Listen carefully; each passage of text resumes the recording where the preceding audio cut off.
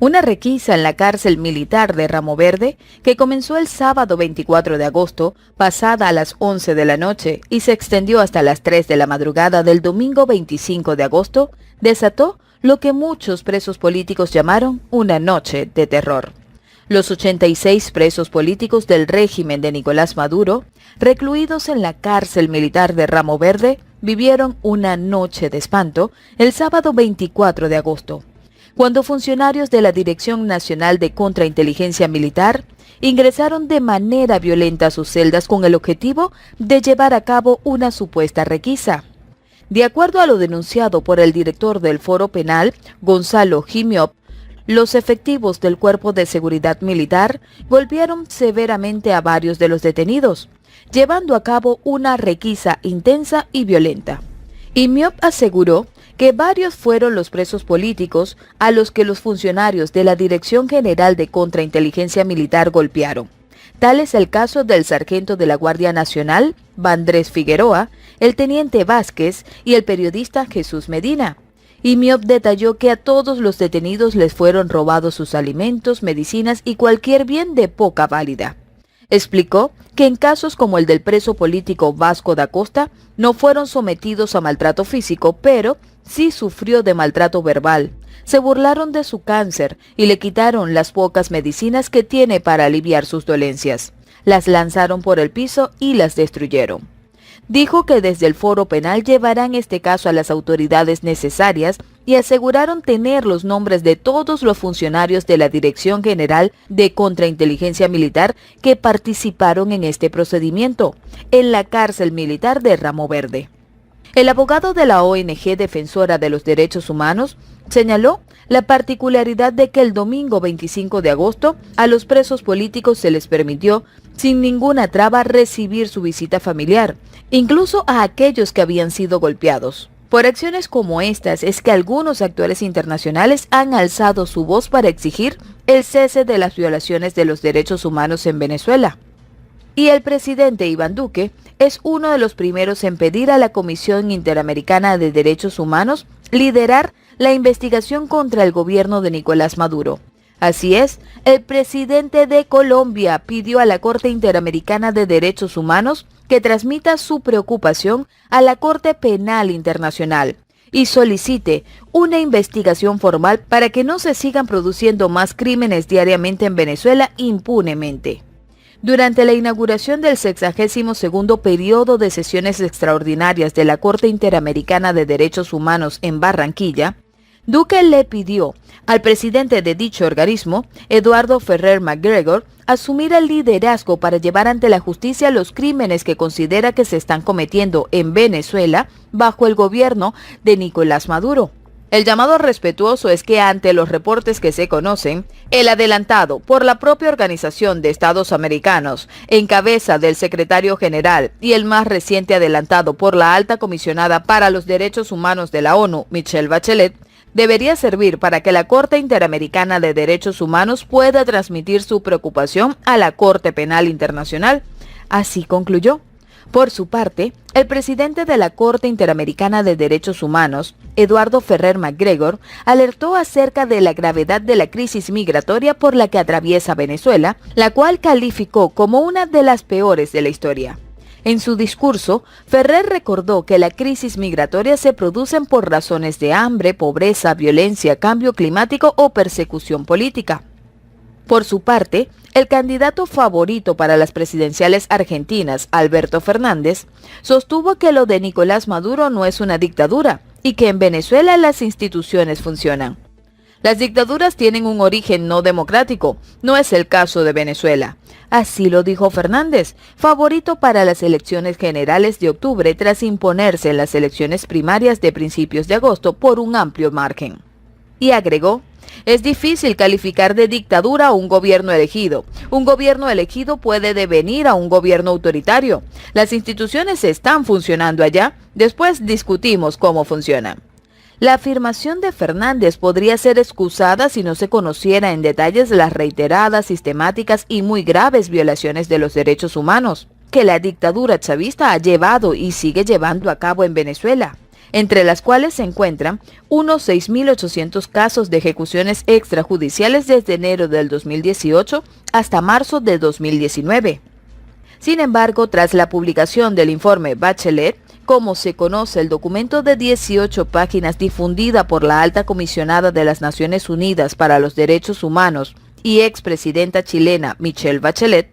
resulta difícil pasar por alto las atrocidades del régimen y sostener que las instituciones funcionan. En Venezuela, dice el informe, existe una sorprendentemente elevada proporción de presuntas ejecuciones extrajudiciales cometidas por las fuerzas de seguridad,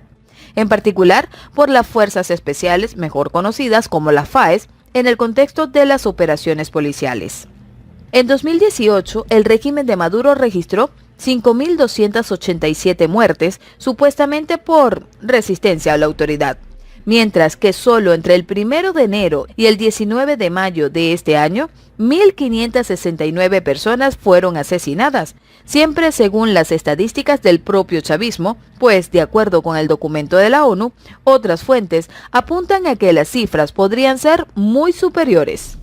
Pero además de las ejecuciones extrajudiciales, el informe afirma que existen detenciones arbitrarias y que en la mayoría de los casos se sometió a las mujeres y a los hombres detenidos a una o a más formas de tortura o trato o pena cruel, inhumana o degradante, como la aplicación de corriente eléctrica, asfixias con bolsas de plástico, simulacros de ahogamiento, palizas, violencias sexuales, privación de agua y comida y exposición a temperaturas extremas. Las autoridades no han investigado con prontitud, efectividad, exhaustividad, independencia, imparcialidad y transparencia las denuncias creíbles de torturas y malos tratos. El documento es el resultado de 558 entrevistas con víctimas y testigos de violaciones a los derechos humanos, funcionarios del régimen, opositores, activistas y ciudadanos, realizadas durante la visita que este año, entre el 11 y el 22 de marzo, hizo a Venezuela la oficina de la Alta Comisionada de las Naciones Unidas para los Derechos Humanos. Además de que en otros 8 países a donde han emigrado más de 4 millones de venezolanos.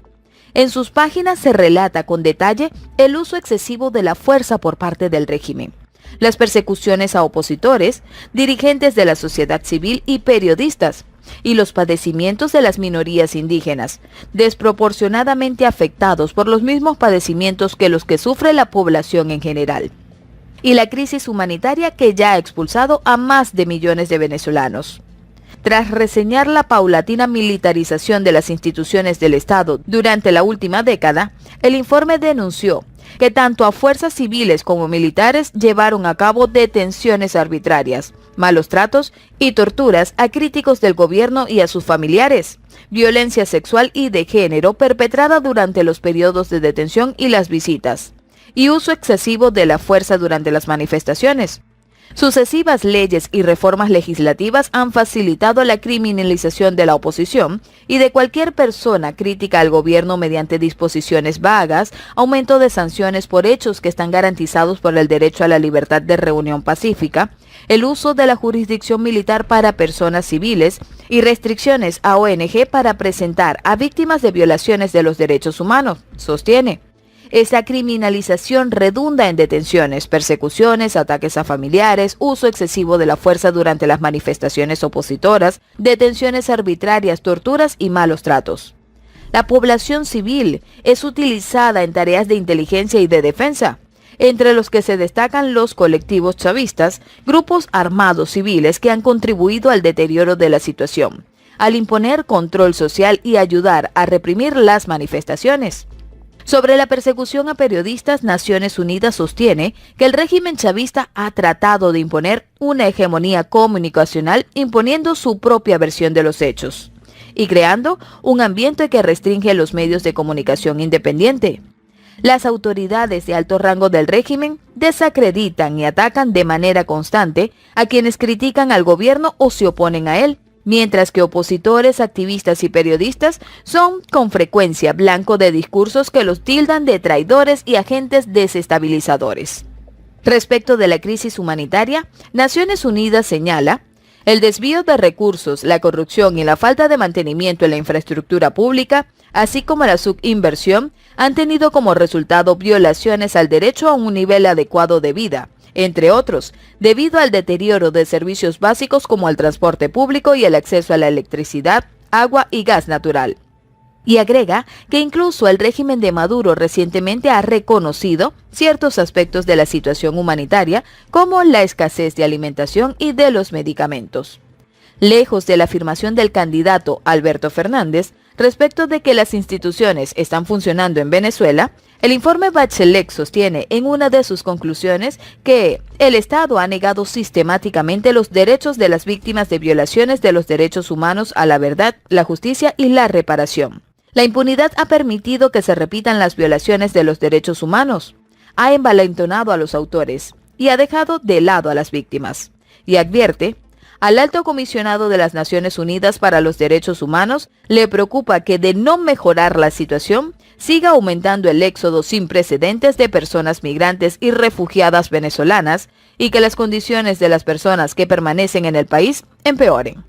Y así hemos llegado al final del video, pero seguro nos encontraremos nuevamente en otra de las noticias más importantes de Venezuela. Por supuesto, por aquí, por tu canal, El Faro Informativo.